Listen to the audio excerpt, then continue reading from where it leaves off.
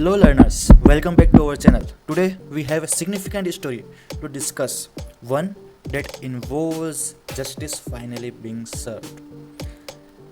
As you can see, the topic I have put it on this screen.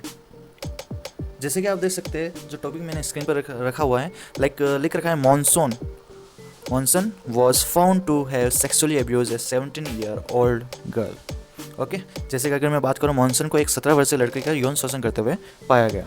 ठीक है, monsoon क्या था, कैसा था, वैसे तो आप फाइनली ये देख सकते हैं, स्क्रीन पर दिख रही है उसकी इमेज. कौन था, कैसा था, क्या किया, ये सब हम जानेंगे और किस एक्ट के तहत उसको सज़ा मिली. ठीक है, किस एक्ट के तहत उसको सज़ा मिली, हम सब ये भी जानेंगे. तो ये सब जानने के लिए हमें समझना होगा कि एक्चुअल में हुआ क्या. वैसे मैं आपको ये जब मैंने इस चीज़ के बारे में पढ़ा था 2019 में, तब मुझे थोड़ी सी शर्म आई थी इस टॉपिक को ऊपर पढ़ने में. क्यों? क्योंकि उस समय तक उस लड़की को जस्टिस नहीं मिला था. तो फाइनली जैसे ही मैंने ये न्यूज़ देखी, मुझे इतनी खुशी हुई कि मुझे लगा कि इस टॉपिक पे भी एक बार बात की जानी चाहिए. क्योंकि हम अब बढ़ती हुई जनरेशन में हैं, तो सबको इन टॉपिक्स के ऊपर डिस्कस सही से करना चाहिए, ताकि लोगों को इसके बारे में जानकारी हो और वो अपने आप को कैसे सुरक्षित रख सके, कैसे हम प्रिवेंट करें इन चीज़ों को, इन हादसों को होने से, कैसे हम इन हादसों को होने से बचें. तो उसके ऊपर हमें जानकारी मिले. जैसे कि आप ये द हिंदू का स्क्रीनशॉट देख सकते हैं. लाइफ सेंटेंस फॉर मॉनकुल इन पोस्को केस. ठीक है, पोक्सो एक्ट के तहत उसको लाइफ सेंटेंस मिले.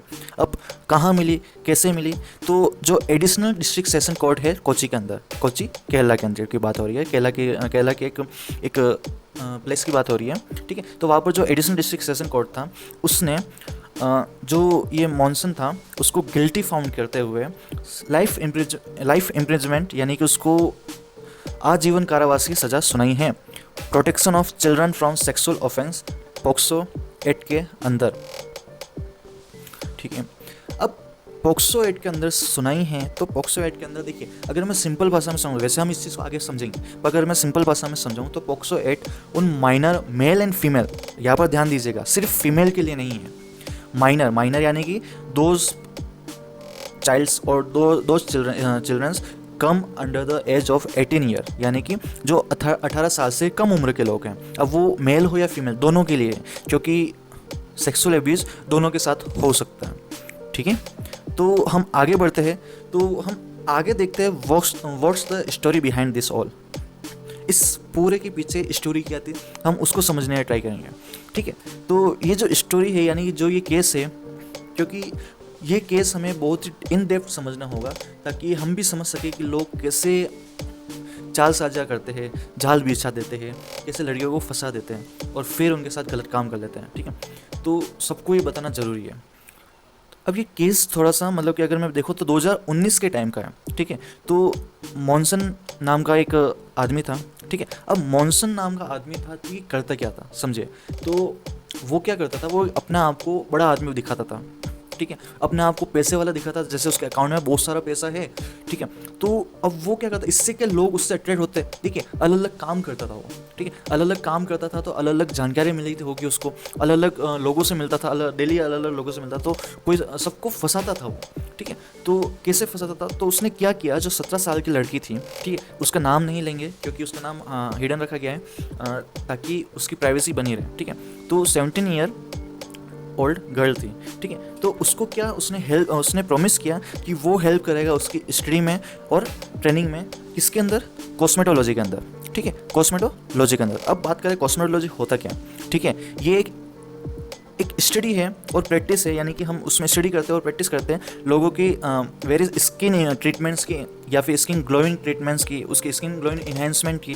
ठीक है, हेयर्स ग्रोइंग, जो भी हमारे समझ लिया, अगर मैं एक नॉर्मल टर्म में समझो, जो आपके सजने संवरने का जो काम होता है वो उसके अंदर सिखाया जाता है और ट्रेनिंग की जाती है. तो उसने उस लड़की को ये प्रॉमिस कर दिया. ठीक है, और इस प्रॉमिस के अंदर उसने उसका इस्तेमाल किया. ठीक है, अब उसको किस सेक्शन के अंदर सजा हुई है? सेक्शन 7-8 ऑफ पोक्सो एक्ट के अंदर उसको सजा हुई है. स्पेशल कोर्ट जज पीके सोमान ने उसके ऊपर 5.25 यानी 5.25 लाख का फाइन भी लगाया है. अब आप बोलेंगे मैंने 5.25 क्यों बोला, यानी 5.25 क्यों बोला. ठीक है, तो जब पॉइंट, अब ये मैथमेटिक्स की बात है कि पॉइंट के आगे जो नंबर होते हैं उनको हमें लाइक अलग अलग बोलना होता है, तो ठीक है, ये चीज़ अलग अलग सीनियर रह जाता है, क्योंकि मैं मैथ्स का बिलोंग नहीं करता हूँ, मेरा सब्जेक्ट बायो है, तो ये सीनियर अलग रह जाता है। ठीक है, तो हम आगे बढ़ते हैं। आगे बढ़ते हुए हम बात करते हैं, ठीक है, अब हुआ क्या, वो पकड़ा कैसे गया। ठीक है, हमें ये भी तो समझना होगा, पकड़ा उसने फंसाया कैसे, वो तो बात हो गई, अब वो पकड़ा कैसे गया। ठीक है, अब उसके ऊपर जो लड़के की मदर ने कंप्लेंट रजिस्टर की, ठीक है, कंप्लेंट रजिस्टर की, ठीक है, पॉक्सो एक्ट के अंदर। और पर क्या था, उस समय पुलिस को शायद कोई जानकारी नहीं थी, ठीक है, पुलिस को शायद से कोई अच्छे से एविडेंस नहीं मिले, तो उसके ऊपर ये रजिस्टर होने के जस्ट कुछ दिनों बाद ही वो पकड़ा कैसे गया, वो बहुत रोचक चीज़ है। ठीक है, बहुत रोचक जानकारी है, स्टोरी बहुत अच्छी है कि वो पकड़ा गया। ठीक है, अब हम ये समझते हैं कि मॉनसन पकड़ाया कैसे। ठीक है, अभी हमने देख लिया कि स्टोरी क्या थी, लड़की को फंसाया कैसे उसने, पर अब हमें ये भी तो देखना होगा कि वो पकड़ाया कैसे। तो जस्ट उनकी मदर और डॉटर ने लाइक जो कंप्लेंट रजिस्टर की, उसके कुछ दिनों बाद ही लाइक 6 पर्सन ने क्या किया, उसी इंसान के खिलाफ कंप्लेंट रजिस्टर की, उनको धोखेबाजी करने का। अब धोखेबाजी किसके, ठीक है, धोखेबाजी ये कि उन्होंने इल्ज़ाम लगाया उसको 10 करोड़ तक की धोखेबाजी करने का। ठीक है, अब कैसे किया तो समझिए, उसने वो अपने आप को क्या बताता था, एक बोगस बैंक स्टेटमेंट बताता। बोगस बैंक स्टेटमेंट का मतलब है गलत, झूठा।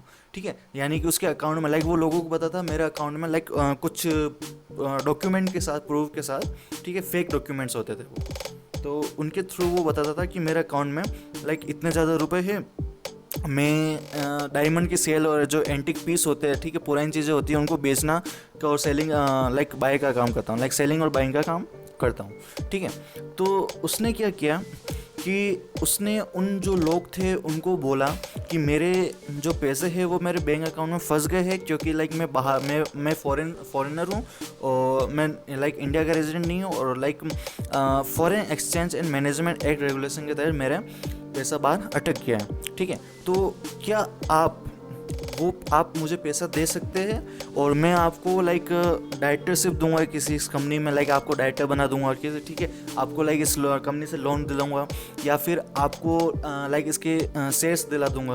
ठीक है, तो इस जालसाजी में उनको फंसाया, उन्होंने उसके ऊपर पैसे दे दिए, और ऑफ कोर्स उनको धोखेबाजी करके वो गायब हो गया था। ठीक है, तो लोगों के पास लाइक पुलिस के पास कंप्लेंट बढ़ी, तो ऑफ कोर्स उनकी जो एफर्ट थे वो भी बढ़े। ठीक है, तो एफर्ट बढ़ने के कारण वो आदमी मिला, और फिर उसको जेल में डाला गया। ठीक है, अब जेल में डाला गया, और उसके ऊपर पॉक्सो एक्ट के तहत उसके ऊपर केस रजिस्टर हुआ था। तो अब उसके ऊपर केस चला, और जैसे कि मैंने आपको बोला कि जो एडिशनल डिस्ट्रिक्ट सेशन था कोर्ट कोची के अंदर, उसको पनिशमेंट दी गई लाइफ इम्प्रिजमेंट की। ठीक है, और साथ साथ में 5.25 लाख का उसके ऊपर जुर्माना भी लगाया गया। ठीक है, तो यहाँ तक ये स्टोरी थी हमारे इस केस की। अब ये केस स्टडी हो गई। ठीक है, अब हम बात करते हैं पॉक्सो एक्ट है क्या। ठीक है, हम कितनी बार भूल जाते हैं, ठीक है, हम कितनी बार भूल जाते हैं कि हमने स्टोरी तो सुन ली, पर हम लोगों को बता नहीं पाते कि देखो बेटा, तुम रजिस्टर कर सकते हो एक्ट के अंदर, पुलिस के पास कंप्लेंट कर सकते हो। कितनी बार लड़के भी, इवन लड़कों की भी बात कर रहा हूँ, लड़के और लड़कियाँ केस नहीं कर सकते जब उनके साथ सेक्सुअल एब्यूज़ होता है अंडर 18 एज। ठीक है, 18 साल से कम उम्र में उनके साथ सेक्सुअल एब्यूज़ होता है, तो वो लाइक केस फाइल नहीं कर सकते। कितनी बार डर के कारण, शर्म के कारण, इवन सोसाइटी के कारण, उनके इन्वायरमेंट, सोशल इन्वायरमेंट के कारण, ठीक है, डर के कारण कि लोग क्या बोलेंगे, इस कारण वो केस रजिस्टर नहीं कर पाते हैं। अब ठीक है, तो ये कहीं ना कहीं प्रॉब्लम है हमारी सोसाइटी की। तो हमें इस इन्वायरमेंट को चेंज करना होगा ताकि उनका डर निकले, और इन चीज़ों पे हम खुल के बात कर सकें, स्पेशली पेरेंट्स को।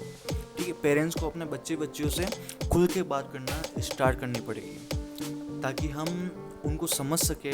जो बच्चों की कंप्लेंट होती है कि हम उनको समझ नहीं पा रहे हैं, ठीक है, वो हमें नहीं समझते हैं, वो बार बार बोलते हैं, तो उनका एक सबसे पहला रीज़न ये होता है हम उनसे खुल के बात नहीं करते हैं।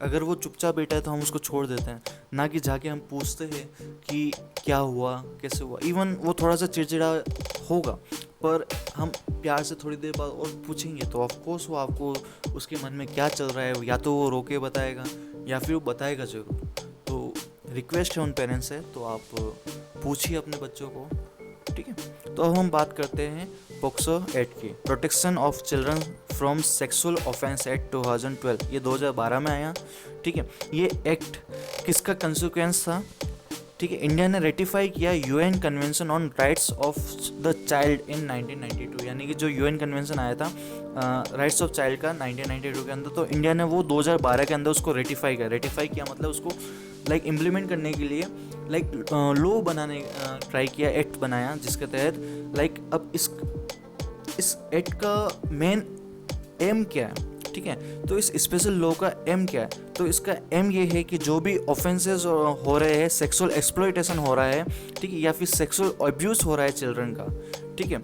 अब वो ज़रूरी नहीं है कि मेल और या मेल के साथ हो या फिर फीमेल, दोनों के साथ हो सकता है, ठीक है। तो या तो उनके या तो फिर लाइक या तो उसके ऊपर फाइन लगे, ठीक है, या फिर उनको पेनलाइज हो, यानी कि उनको पनिशमेंट मिले, कोई एक प्रॉपर पनिशमेंट मिले, ठीक है। तो ये चीज़ इसके लिए एक एक्ट लाया गया, ठीक है। अब इसके इम्पोर्टेंट फीचर्स क्या हैं, ठीक है। सबसे क्योंकि देखो अब एक्ट लाया गया तो इसके इम्पोर्टेंट फीचर भी तो हमें पता होने चाहिए, ताकि हम उसका फ़ायदा उठा सकें, हम उसका यूज़ इस्तेमाल कर सकें, हम उसको रियल लाइफ में भी इम्प्लीमेंट कर सकें, ठीक है। तो इसका मेन उद्देश्य ये है, या फिर इसके मेन फीचर्स ये है, इसका सबसे इम्पोर्टेंट फीचर क्या है, ये जेंडर न्यूट्रल नेचर रखता है। अब जेंडर न्यूट्रल का मतलब क्या है, यहाँ पर कहने का मतलब ये कोई फीमेल के लिए स्पेसिफिक नहीं है, ये मेल के लिए भी है। जो भी मेल 18 एज से अंडर है तो उसके लिए भी ये एक्ट लागू होता है, ठीक है। क्योंकि ऑफ कोर्स अगर हम देखते हैं, ठीक है, नेशनल क्राइम रिकॉर्ड्स ब्यूरो के NCRB की ने रिपोर्ट पब्लिश की थी, उसके अंदर हमने पाया गया कि जो मेल चाइल्ड्स है, ठीक है, मेल चाइल्ड है उसके लाइक समझ लीजिए हर 1000 में से 8 केस होते हैं उसके, ठीक है। मेल चाइल्ड का भी एब्यूज़ होने के हर 1000 में से 8 केस आते हैं, यानी 0.8% केसेस रजिस्टर होते हैं, ठीक है। और ये एक sexual exploitation of male children is also serious issue, ठीक है। ये भी एक सीरियस इशू है जिसको हम मोस्टली भूल जाते हैं, ठीक है। तो ये चीज़ हमें पता होना चाहिए। लाइक ये जिस आपका एक ये चार्ट दिख रहा होगा आपको, ये चार्ट आपको बता रहा होगा कैसे मेल सेक्सुअल एब्यूज़ होता है, ठीक है। लाइक क्या होता है, वो कैसे सफ़र करते हैं, सब आपको इसके अंदर चार्ट में दे रखा है, ठीक है। अब दूसरा उसका इम्पोर्टेंट फीचर क्या है, ईज इन रिपोर्टिंग केस, ठीक है। सबसे अच्छी बात यह है कि हम रिपोर्ट आसानी से कर सकते हैं, हमें इसके लिए कोई स्पेशल लाइक परमिशन नहीं चाहिए। वो आराम से डायरेक्ट इंस्टीट्यूशन बनाया गया है फीमेल के लिए और मेल के लिए, दोनों के लिए एक, ताकि वो लोग जल्दी एक्ट करें, ठीक है। एक्सप्लिसिट डेफिनेशन ऑफ टर्म तीसरा फीचर इसका ये रहा। अब एक्सप्लिसिट का मतलब यहाँ पर ये एकदम साफ डिफाइन कर रखी है कि ये किसके कौन सा ऑफेंस के लिए होगा, किस टाइप के ऑफेंस के लिए होगा, इसके अंदर आराम से लिख रखा है, जो इंडियन पेनल कोड के अंदर IPC के तहत भी लिखा हुआ है, ठीक है।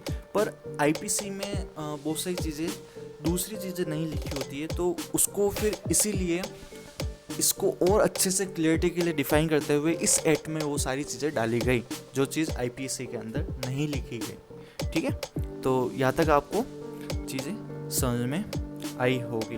अब जैसे कि मैं आपको एक एक्स्ट्रा चीज़ बताता हूँ, अगर आप लोग इस वीडियो को पूरा देख रहे हैं तो आपको सबको मैं एक नंबर बता देता हूँ, 1098। ये गवर्नमेंट हेल्पलाइन नंबर है जो वुमेन और मेल चिल्ड्रन के लिए, यानी जो भी मेल चिल्ड्रन अंडर 18 एज है उनके लिए एक हेल्पलाइन स्टार्ट की गई बाय गवर्नमेंट, ठीक है।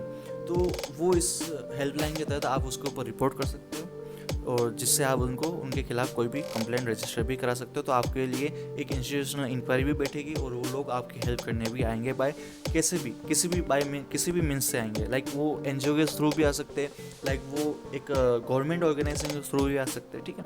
किसी तरह से आपके तक सहायता पहुंच जाएगी। तो ये आज का हमारा टॉपिक यही ख़त्म होता है। धन्यवाद, थैंक यू, जय हिंद।